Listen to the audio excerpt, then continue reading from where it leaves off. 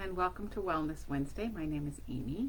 I am an Administrative Services Manager at Bagot, and I thought today would be a good time. It's July, and it's hot, and a lot of us are kind of out in the pool and having fun and enjoying the summertime, whether in Arizona or not. We're in the desert, so of course we really like to get out and play in the water a little bit to cool us off.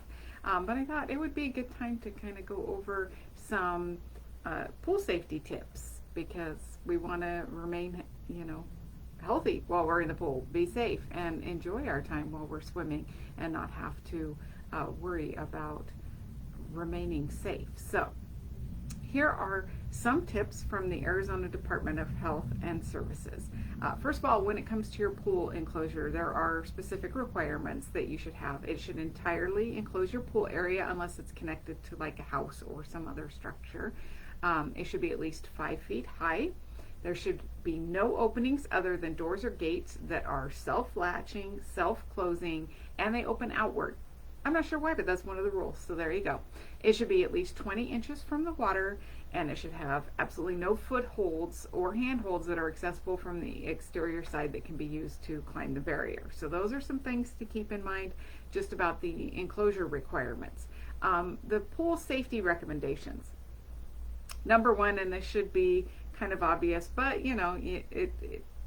not always.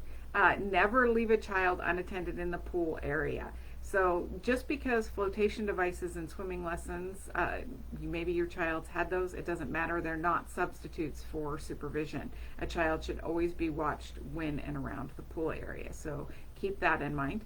CPR, CCR instructions and the 911 emergency number or a local emergency number should be posted in the pool area. So get a sign, make sure it's waterproof, hang it out in the pool area. A phone should also be located in the pool area or easily accessible in case of an emergency, because if you have the number, it's not going to do you any good if you can't access a phone. All residential pool owners should attend water rescue and CPR, CCR classes. Life-saving equipment should also be easily accessible and stored in the pool area. So make sure you keep some flotation devices nearby and other life-saving equipment. All gate locks and latches should be checked regularly to make sure that they are working properly, and a gate should never be left propped open ever. So again, make sure that you're out there with them and that those gates are closed.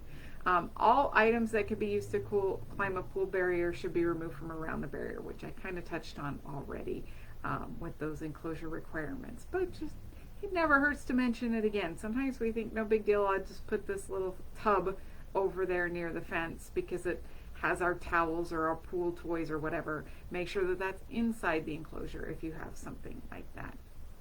In an emergency, shout for help, because maybe someone can come and help you. Pull the child from the water, call 911 or that local emergency number for help, and after checking the child's airway and breathing, immediately begin CPR, CCR if necessary. I also want to point out, just because we're in Arizona and it is monsoon season, pay attention to the weather around you. You should not be in the pool if you can see lightning or hear thunder happening. And I don't know the specifics. I should have looked it up before I got on here. I've heard in the past it's a half an hour past any storms, but check. Google's our friend, so you can check that also. But you definitely don't want to be out in your swimming pool when you can see lightning and hear thunder. And there is probably a specific amount of time away from you that it needs to be to remain safe. But just keep an eye on the weather. When you know those storms are rolling in and when it's been predicted, make sure to not be out in the pool. Again, we want to be able to go out and swim and have a great time and enjoy it, but also be able to get out of the pool and continue to enjoy our life after that, all right? So if you have any other ways that you make sure to stay safe when you're out in the pool, I'm going to just mention sunscreen is another thing to make sure you're wearing while you're out there. And just because you're in the water doesn't mean that it's hydrating you, so drink plenty of water, all those good things. But if you have some tips that I didn't mention that you think of that are helpful, make sure to share them in those comments. All right, I hope you all have a fabulous week and get some swim time in, and we'll see you next week. Bye.